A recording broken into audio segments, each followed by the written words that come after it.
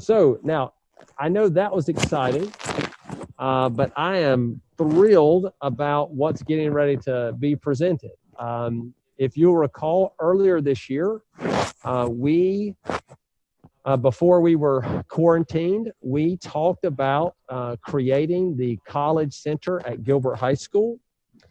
And that college center has continued to be planned despite the quarantine. And since those initial presentations, as you also know, we now have a leader for that center, and he has been hard at work. And I don't want to, can I spoiler alert it real quick? We have a cohort who will start in the fall of our inaugural cohort for the College Center at Gilbert High School. And we could not be more pleased and we could not be more proud. So without stepping on any more thunder or stealing toes or whatever the metaphors may be, I'm going to turn it over to Mr. Basket, and he's going to walk us through where we are. Thank you. Thank you, Dr. Little. We'll share the screen in just a second so I can give you an update. Can you all hear me okay? Yes. All right.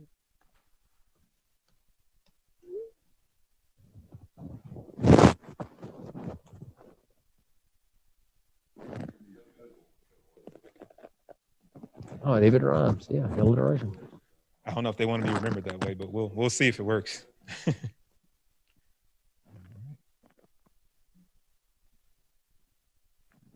Thank you.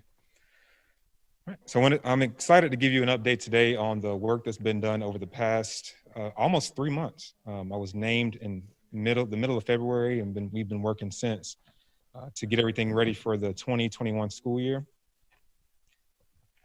I want to start by thanking the communications department and the graphic designers for collaborating with me to create a design that I felt symbolized what I'm looking for in this program. And that's to be able to bridge the opportunity gap for students who, especially those who are underprivileged, those who will be first generation college students. So to me, that represents a bridge coming together, and that we are helping students on their journey to transition from high school to becoming successful college students on the other side.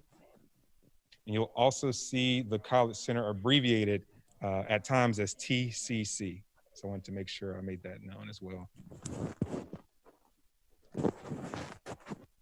Talking about phase one. So I began in February to start visiting middle schools. So out of the 8 middle schools through March, we were able to physically visit 7 of the 8 middle schools. We were not able to visit White Knoll Middle School before we were out of school for the virus. So I had a Zoom meeting with White Knoll Middle School and their administrators. Next, I received about 150 recommendations for student recommendations from teachers and school counselors from those 8 middle schools. So we started with that list, those who met the criteria, the student who's pretty much the average student that's in that 40th percentile for the state tests on ELA and math. So we started there, and also the program that we're using, AVID. AVID stands for Advancement Via Individual Determination. They have a core set of principles, so we use their materials also to identify students who best fit this program. Mr. Poole and I, we visited the Early College High School in Charleston, South Carolina, to get an idea of another school that's local enough that we can pick their brain, get some ideas on how they started their first cohort. They were in the 3rd year, and we got some great information from that school, so I was excited to be able to do that in February.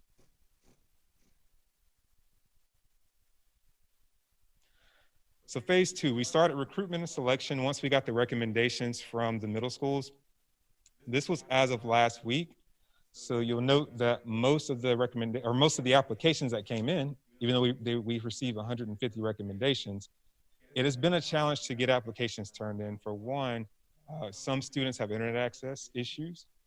So we have asked the counselors, and I've called myself as well, and some of the administrators to remind parents that, hey, your child has been recommended for this program. We think they're a great fit to get those applications turned in, but there were still some challenges that we faced in that as well, even though we got a great number of recommendations. So the majority of the applications came in from Pillion Middle.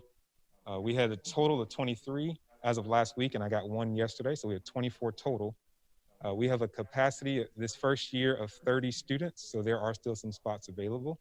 And the extra application that came in yesterday was from Gilbert Middle School. So that would increase that total from 7 at Gilbert Middle School to 8. And that will be a total of 24 applicants from the 8 middle schools. To share a little bit more about the demographics of the applicants, and this was based on last week and does not include the student who submitted their application this week, we have a majority of female students who applied for the program. You'll see our racial breakdown with 4 African-American students, 5 Latinx students, and then 14 white students. Of the 23 students that applied as of last week, 12 of those candidates will be first-generation college students, meaning that they notified they indicated in their application, and parents as well, that parents did not have education beyond high school. And if they did, maybe they didn't complete college. So these students will be first-generation college students. Also, we will be serving, at that time it was 2 possible candidates. They have since been accepted. We will be serving 2 students who are identified as English language learners. So we have a diverse population of students that we'll be serving in the college in our next school year. Can you speak real quick? You said a group of students were identified and then 23 accepted. How big was the identification pool? Just ballpark. Was it 100 kids? Was it 50 kids? We received a total of 150 recommendations from teachers and counselors. I'm sorry, you did tell us that. Yes, sir. So we met with, and thanks for asking that question. We met with 8th grade teachers and counselors at each school, except for White Knoll. We didn't get to meet in person. Right. We met virtually. And we talked about the criteria, and that included that AVIC criteria. Okay. They thought these students would be the best fit based on where they were at that time, their progress in their 8th grade year, and also communicating with their parents. Mr. Baskett, kind of along that same line, the breakdown by the middle schools, I'm kind of surprised to see that there aren't any students like from Carolina Springs, because they're an avid school, right? That's correct. That might be some analysis for later on, but have y'all kind of done a dive into why those schools, their students that were recommended didn't seize on that opportunity? I mean, is it communication? Do you have any idea, any theories that? Sure, it is challenging to identify, what happened with that, and I think it is also a challenge that we didn't get a chance to speak to students. So we had the opportunity to go speak with adults, the staff members at the school, but we never got an opportunity to meet with families. So I think that may have also caused or posed a challenge that we weren't able to speak in front of families, let them come out in their own communities so we can have a conversation about what it is. So I think that was the biggest challenge. And even though we have 24 applications total, I'm excited about that number. And I know for sure that had we been able to go to different schools, we would have had a waiting list for this first year. So I'm really excited about the buzz that's around it. When I talked to the students, we interviewed each student. They were able to tell us what they knew about it. And then they were able to ask us questions about, how it's going to work out for the next year. And many of them they were very excited when they got their acceptance notification via email, and we'll also mail out physical copies of that packet. Thank you for that question.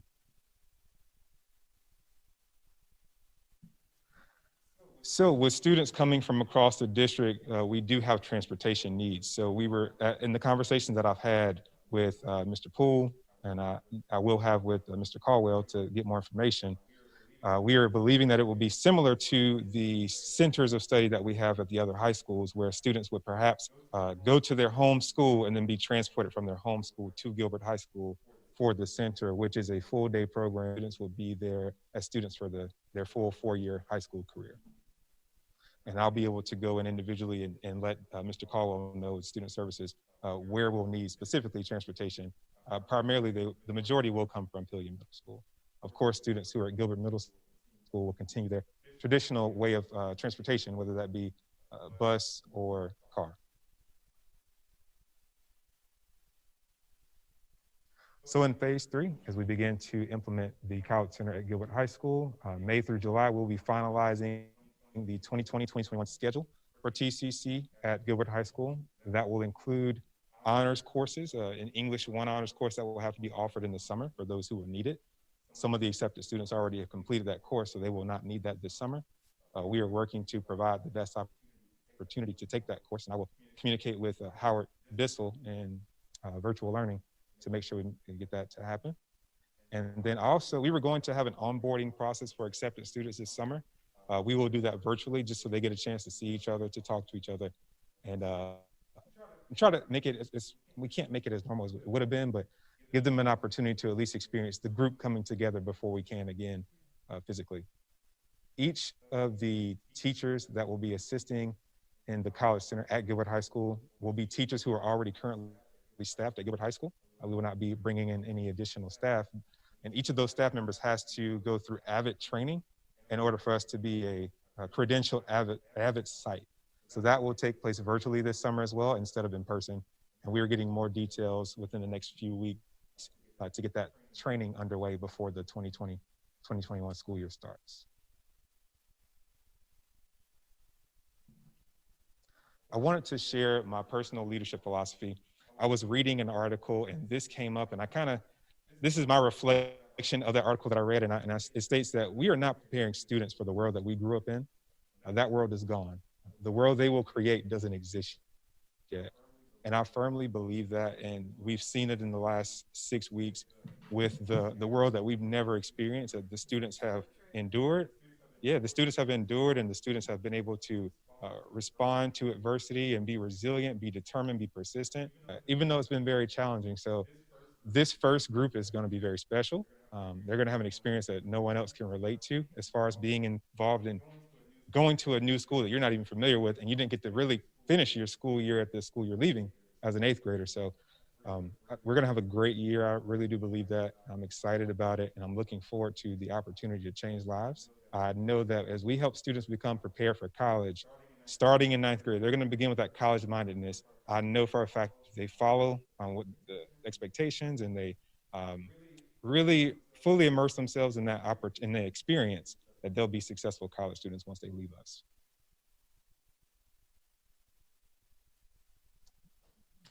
Any questions? Mr. Baskin, I have one, and thank you for the presentation. It actually kind of dovetails to your final slide there. If we were to back up and say this program were to have started this year, how would it have affected the viability this last semester? How would it have affected the viability of this program? Is it more virtual in its nature, and so it would be almost better designed? Or, and I know that's a difficult question, and certainly I understand if I'm putting you on the spot here. It's more of a curiosity, I guess. Sure, that's not a bad question. So with the proposed schedule for the College Center, students would have been taking their some honors courses, and they would have taken one AP course. AP courses in many schools are taken in the spring. Otherwise, if you take an AP course in the fall, you're not taking an exam until late spring. That's a lot. It's a big gap in between learning the curriculum and then being able to apply it. So the AP exams and what College Board has done this spring, I'm also the AP coordinator at Lexington High School as I transition between jobs. They have created online exams this year. So the material could have continued to be taught through AP Classroom, which is a new software they have in their system, where their practice tests, their guides. They've been doing AP live sessions through YouTube. So that kind of work could have continued.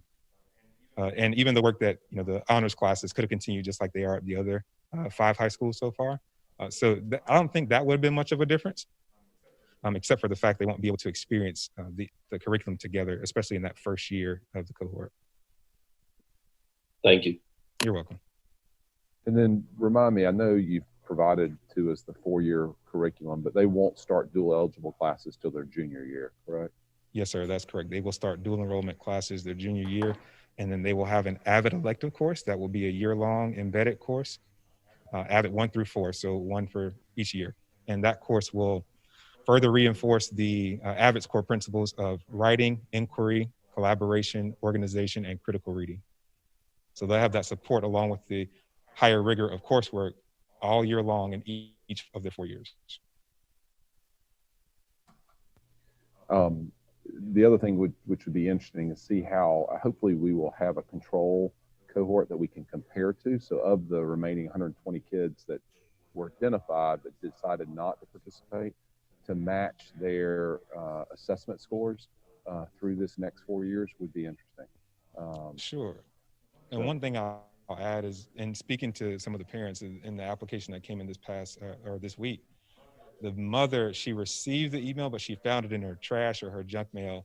And she said, "Oh, I was just so embarrassed." And one parent I talked to, she said that she got my voicemail because I called and said, hey, you know, your child filled out the application. We didn't get an interview time set up. And she said, well, when I heard a college was calling for my 14-year-old, I thought it was spam and I deleted it. So that once again it reinforces that challenge that we face with not being able to talk to people in person and them not really knowing, because you get so many spam calls, you know, many of us do. So you wonder, you know, am I filtering this? Is this something real? What is this? Who is this person? Many of them never gotten a chance to meet me in person. So I think we'll get some more that come in maybe this week, and we still have some spots available. We have about 6 spots available. So we may be able to fill those before we finalize that schedule by the end of this month. And I don't want to speak for the whole board, but I think maximizing that class, if we have capacity for 30, is important, because again, we're pouring resources into this. So again, we want to maximize the impact of this. Sure. Board, any other questions or comments? Okay. Mr. Baskett, thank you so much. That was wonderful. We just really look forward to that. Let's give him a big round of applause. Thank you.